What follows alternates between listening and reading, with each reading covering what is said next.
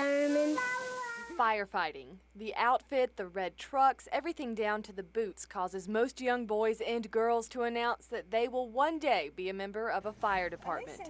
Those who continue to pursue the career eventually find themselves at day one, standing in a group with other applicants preparing to complete a physical fitness course on a rarely scheduled training exam day. Luckily enough for me, there was one slot open, slap in the middle of 40 other male applicants. What we're trying to accomplish here is get people who are taking the exam an experience of what they're in for. Was something that was indicative of what we do on a day-to-day basis should we have a house fire. Each applicant must wear a 50-pound vest while completing the course to simulate the weight of an actual fire suit. No running is allowed, and you must complete the tasks in less than 10 minutes.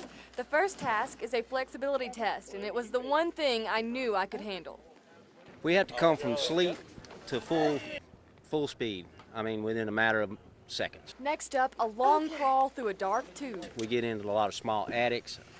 If somebody's scared of a confined space, this is probably not the line of work they want to go into. Then you roll up a long hose just before grabbing hold of a 160-pound dummy. We have to have that physical strength to be able to get them out. Hopefully, if we do our job right and we're in good enough physical condition, we can get them out alive. On to dragging a live hose 75 feet and climbing through a window.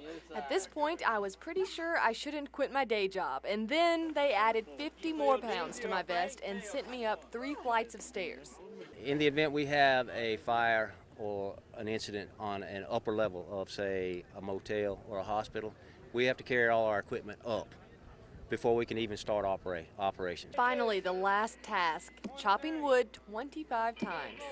Well, when you ventilate a roof, you got to get up on top and you've got to hit it with some force. What was truly humbling to me was the course, while hard, was nowhere near as straining as a real-life scenario. Those that passed the course still had a long application process ahead. The process starts here.